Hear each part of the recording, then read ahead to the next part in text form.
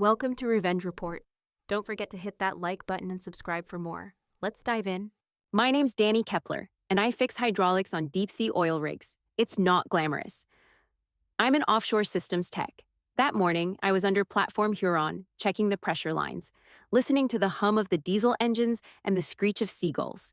The air smelled like rust and salt, like the sea was about to swallow us whole. Then he walked in. My dad, Commander Hank Kepler. I didn't even look up. He didn't need to say anything. The way he slapped his helmet down on the bench, hard enough to make some poor guy drop his wrench, was enough to get everyone's attention. A grease monkey doesn't belong in a cockpit, he spat, his voice cutting through the air like a chainsaw. I didn't argue. Instead, I just walked over to the medevac chopper parked nearby, climbed up into the pilot's seat, and buckled in. It was nothing. I'd done it 100 times before. But this time, my sleeve slid back, and my dad froze. He saw the ink. The numbers: MRP0311, Maritime Rescue Pilot. The air went still. Someone whispered behind me, "Is that real?" "Top cert," someone else answered. Then the rescue director appeared, urgency in his step. "One of the coastal birds is down. We're one pilot short." My dad didn't move. The others waited. The director didn't ask, just nodded toward me. "Start her up." I took a breath. "Aye, sir." The engine roared to life. The rotor spun. And just like that, I wasn't the tech anymore. I was the pilot no one had expected. Rotor wash kicked up grit, stinging my face. But my heart stayed steady. My hands went through the checklist like muscle memory. Pre-flight, instruments, fuel, navigation. The steps were automatic, but they kept me grounded, kept me from thinking too much. The director stepped back, his voice cold through the comms. "Kepler, your lead on this run." I didn't have to look to know that the ground crew was frozen, staring. I felt the weight of their eyes on me, but I didn't let it make a difference. My dad had stepped back too, like someone slapped him in the chest. He was still in the background, arms crossed tight, jaw set. I lifted off. The helicopter shook as the skids left the ground. The horizon tilted beneath us, the ocean stretching out like dark glass. Behind me, the others followed. 3 more birds. I checked my instruments, held my course. I didn't need to see them to know they were there. They'd either keep up or they wouldn't. "Who authorized that?" someone said over the comms, voice tight, full of confusion. "She's not cleared," another voice snapped back. The chatter was a hum in the background, but I didn't answer. I didn't need to. "Did you see her handle start up?" Someone else cut in. "That wasn't guessing." I didn't let the words settle in. The last thing I needed was a pat on the back from people who'd probably never believed I belonged in the seat to begin with. It wasn't about approval, it was about the flight, the mission. I focused on the wind patterns, the altitude, the steady hum of the rotors slicing through the air. Then came the voice I didn't want to hear. My dad's, a cold breath on the comms. "She'll crash, and when she does, we'll all pay." The words hit harder than they should have. I almost flinched, but I caught myself. No one responded to him. Not one word. They all knew, just like I did. This wasn't about him. Not anymore. We flew in silence, except for the rhythmic chop of the blades and the occasional crackle of static on the line. Below, the water shifted in color, from deep navy to smooth, reflective glass. There was something unnerving about the way the ocean swallowed everything beneath it. No matter how high we flew, how far we pushed it, the sea would always be the one in control. That's how it always felt out here. My dad's voice didn't come through again after that. I didn't know if it was because he'd given up on trying to rattle me or if he realized his words weren't going to change anything. Either way, I wasn't listening. I held formation. The other helicopters locked in with me. No mistakes, no hesitation. The sea stretched out beneath us, endless. It was all so still, so unreal, like the calm before something worse. I didn't look back at my dad. I didn't need to. We reached the location, an overturned supply barge, half submerged and burning. Smoke curled across the water, like dark fingers reaching for the sky. The fire line crackled, sending heat rising in waves, warping the air. The survivors were still trapped somewhere below all that chaos. My stomach tightened. This wasn't a drill. "Where's the original pilot?" I asked, my voice steady despite the tension coiling in my chest. "Hospitalized," came the quick reply, followed by the sound of a few breaths being held. I could feel the doubt, the uncertainty in the air, but I didn't have time to dwell on it. There were lives depending on what came next. I looked at the grid, then at the other two birds circling with me. Let's get to work, I said, and I took control. I mapped out a search pattern with quick, precise movements. No wasted time. We broke the water into sections, covering them one by one. I watched the horizon, the waves, the way the smoke billowed and twisted. The heat hit my face through the cockpit vents, but I stayed focused, moving the chopper in calculated turns. Then I saw it, a heat signature, sharp and clear, near the wreckage. It didn't flicker like debris. This was a person. I radioed it in. Got a live one, 40 yards east of the barge. There was a pause. That's your call? Someone asked, their voice full of hesitation. I'm not guessing, I said, calm, controlled. Trust it. The blades sliced through the air as I maneuvered the chopper lower, closer to the wreckage.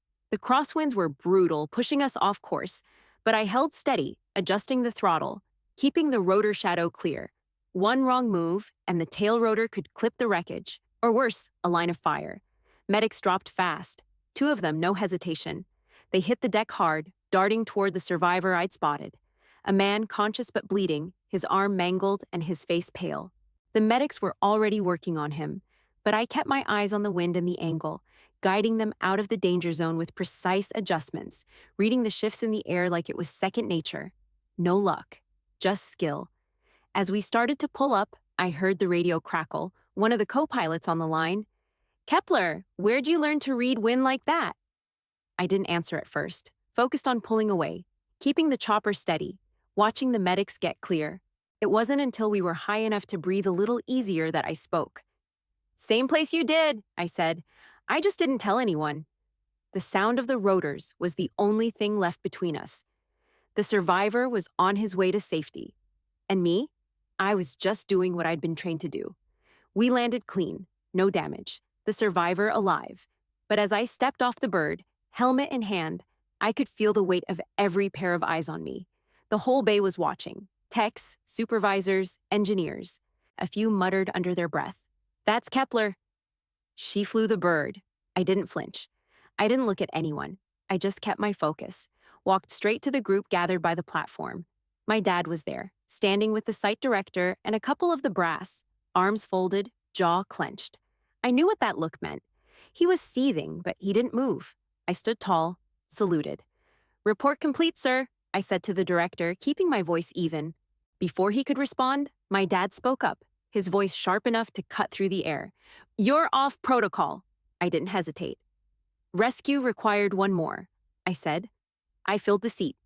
His eyes hardened, his jaw setting tighter. You embarrassed me, he spat, like the words had been choking him.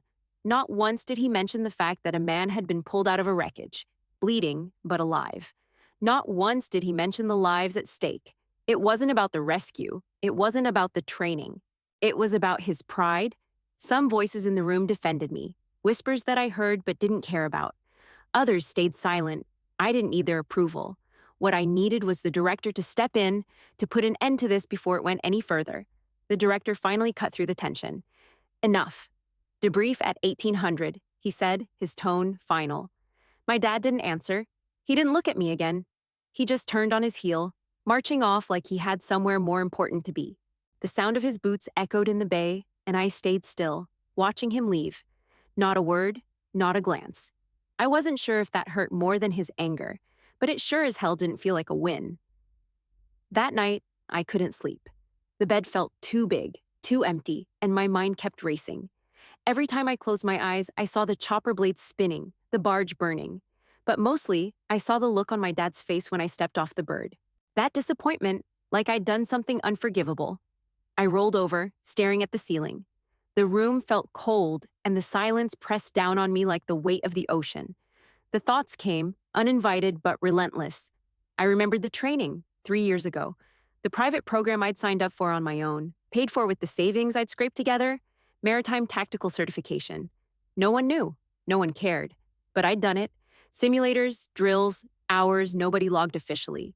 I was on my own, learning from the best pilots who didn't care about my dad's name. I passed, quietly, just like everything else I'd done. My dad had always dismissed it, said no oil rig wrench turner belonged in a cockpit, that I should know my place. When I asked if he'd come to the final test, he didn't answer. He just ignored me, like it didn't matter. So I tattooed the CERT code on my wrist after that. MRP0311. Maritime Rescue Pilot. My proof, my victory. It wasn't about showing off. I didn't need a badge or a ceremony. I knew what I'd earned. I knew what I could do. But now it was public. The whole damn bay knew what I could do. The thing I'd kept hidden, buried in the quiet parts of myself, was out there for everyone to see, and I didn't know how to feel about it. I pulled my sleeve up, letting my fingers trace the numbers. The ink felt like part of me now, like the story of who I'd always been. Not just the wrench turner everyone knew, but the pilot I'd trained to be in secret, the one my dad never saw coming. I tucked my arm back under the covers, but it didn't help. I couldn't stop thinking about how I'd spent so long in his shadow, trying to prove I was worth something without ever saying it out loud. And now, all of a sudden, there was no hiding it. I didn't need to. Not anymore. But the question lingered, was that enough? The fallout started fast. My clearance was suspended before I even made it back to the bay. By the time I checked in with the supervisor, they were already setting up an internal hearing. My father filed the complaint, said I'd forged my certificate. The words punched me in the gut, but I didn't have time to react. I knew exactly where to go. I found Major Reeves in the offshore legal office. She didn't waste time with pleasantries. "You've got records?" she asked, looking up from her desk. "Better," I said, pulling out a thick folder of evidence I'd already started gathering. Flight logs, instructors' emails, radar data. She raised an eyebrow. "We'll need to pull archived systems," I continued, feeling a strange calm settle in. I tracked down the CERT logs. They're there, buried in the system. But someone's been blocking updates. I watched her hands hover over the keyboard, her eyes scanning through the files as I spoke. "Your dad?" she asked, not needing an answer. She already knew. I nodded. It wasn't just doubt, it was sabotage. I'd been fighting it for years without even knowing. Emails he rerouted, transfer papers he stalled. He'd been working behind the scenes to keep me from getting recognized, to make sure I stayed in the background, where I belonged. He didn't care if I could fly. He cared about control. Reeves clicked through a few more files, her face unreadable. "We've got everything we need," she said, her voice low. "But be ready. They'll protect him if they can." I didn't hesitate. "I'm not doing this to win," I said, my voice tight. "I'm doing it because they can't erase what I earned." She met my gaze, steady. "It'll get ugly. He's been here longer than most of the people you're dealing with." I didn't care. I was done with waiting for permission, done with standing in the background. If I had to drag this through the mud to make them see the truth, then that's what I'd do. "Let's bring it to command," I said, and I could feel the weight of those words, like the first breath after diving too deep, when you're just starting to rise. The day before the hearing, my dad waited outside ops, leaning against the wall like he was trying to blend into the steel and concrete. When he saw me, he pushed off the wall, his posture stiff. "Walk away," he said, his voice low, like this was some kind of secret deal. "From what?" I asked, already knowing what he was getting at. "From destroying our name." I didn't blink. "The truth?" He shook his head, the muscles in his neck tight with frustration. "From everything you're about to drag through the mud. You'll tear us apart. You'll tear yourself apart." I felt a knot in my stomach, but I didn't let him see it. "I already lived under your silence," I said. "I'm not afraid of the public versions of me." His eyes narrowed, his jaw tight like he was holding onto something he couldn't say. "You'll lose everything," he warned, his voice dark. I almost laughed, bitter and dry. "I already did," I said, meeting his gaze, "when you pretended I wasn't good enough." There was nothing else to say after that. Just the sound of the wind, the hum of the offshore platform behind us. We stood there, locked in silence. I could feel the weight of everything that was unsaid, everything that had been hanging between us for years, heavy and suffocating. Finally, he looked away, his eyes sliding past mine. He took a step back, then another. Without a word, he turned his back to me and walked off, his boots clanging against the metal deck. I didn't watch him go. I couldn't. Not anymore. The hearing was cold, official, like everything that had led to this moment had been erased, forgotten, replaced with cameras and chairs and the sterile hum of fluorescent lights overhead. I walked in, my boots clicking against the tile floor. I didn't look around. I didn't need to. The committee sat there, lined up like judges in some twisted courtroom, waiting for me to explain myself. My dad was already there, sitting at the front, his face set in that same hard, familiar expression. He didn't even glance at me when I walked in. His back was stiff, like he was already bracing for battle. He went first, of course. He always did. "Reckless," he said, his voice cutting through the air like a blade. "She acted unsanctioned, took the chopper without approval, put lives in danger." He paused, giving the room time to absorb his words. Then he added, "She's not qualified to make those kinds of decisions." I didn't say anything. Just let him speak. Let him dig his own grave with every word that came out of his mouth. When it was my turn, I stood, straightening my back and locking my gaze on the committee. I didn't care about the cameras, the eyes on me. "I didn't steal the chopper," I said, my voice clear. "I flew it because someone was dying." I walked over to the table, placing my evidence in front of them. Logs, video, flight records, cert documentation. The truth, all neatly laid out, even if they didn't want to see it. The committee started reviewing it all, slowly, methodically, like they were hoping they'd find something to contradict me, something they could use against me. I wasn't worried. Then I hit play. The rescue audio crackled to life, the sound of the wind rushing, my voice calm and steady, directing wind data, altitudes, and terrain reads, the same way I had during the rescue. One of the panelists, a woman with sharp eyes and a clipped voice, leaned forward, nodding as she listened. "That's not a guess," she said, eyes narrowing at my dad. She knew exactly what she was doing. The room shifted, but my dad didn't back down. His face tightened, and he leaned forward, launching into another round of accusations. "This is fabricated," he snapped. "These logs, this footage, they're all doctored." "She's lying. She had no business in that cockpit," I let him finish. I didn't flinch, didn't look away. When he was done, I finally met his eyes, cold and steady. "No," I said, my voice even, but it felt like it cracked the air between us. "You just didn't want it to be real." I could feel the weight of the room settle in on both of us. The committee, the officers, the people who had been watching this play out, they knew. They saw the truth now. There was a long pause, like they were weighing the cost of their decision. Finally, the committee began to vote. It felt like forever, but in reality, it was just a few seconds before the chairman spoke. Verdict: the actions of Chief Technician Kepler are justified. Her certification is recognized. Rank restored. Commander Kepler is demoted for obstruction of official procedures. I didn't smile. I didn't even feel relief. It wasn't about winning or losing. It wasn't about revenge. It was about truth. I stood there, still and quiet, as my dad's face went pale. I didn't know what I expected. Anger? Regret? But it didn't matter. He was the one who had tried to bury the truth, and no matter how hard he fought, it was still standing. The committee shuffled papers, the sound of my dad's voice rising in the background. But I didn't hear it anymore. I didn't need to. It was over. That night, I went back to the edge of the pad, where the choppers waited in silence. The engines were off, the air still. I took off my watch and set it on the crate, the cold metal pressing against the weathered wood. For the first time, I wanted to feel the night without measuring it, without watching the seconds tick away. I looked at my wrist. The tattoo was there, MRP0311, the numbers sharp and clear under the dim light. I hadn't thought about it in a long time, not in the way I used to. I used to hide it, cover it up, pretend it didn't mean anything. But now I let my thumb trace the numbers. I didn't need to hide it anymore. It was part of me. The air smelled like fuel and salt, the kind of thick, metallic scent that hung heavy on the skin.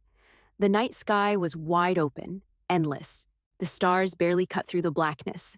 But I didn't care. I wasn't looking up anymore. I thought of the man we rescued. I thought about the calm that came after, the silence when we pulled away, the quiet hum of the chopper, the steady rhythm of the rotors. It wasn't emptiness, it was peace. That's what truth feels like. Quiet, steady, not loud, not triumphant. Just the calm that comes after everything's been said and done. I stood up, picking the watch back up and slipping it back onto my wrist. I didn't tug my sleeve down to hide the tattoo. Not anymore. It wasn't about hiding. It was about moving forward. I tugged the sleeve down, just enough to keep the cold off my skin, and I walked back toward the bay. No one cheered. No one needed to. I wasn't the wrench girl anymore. I wasn't the kid who had to prove herself. I was who I'd always been. And now, the sky knew it too.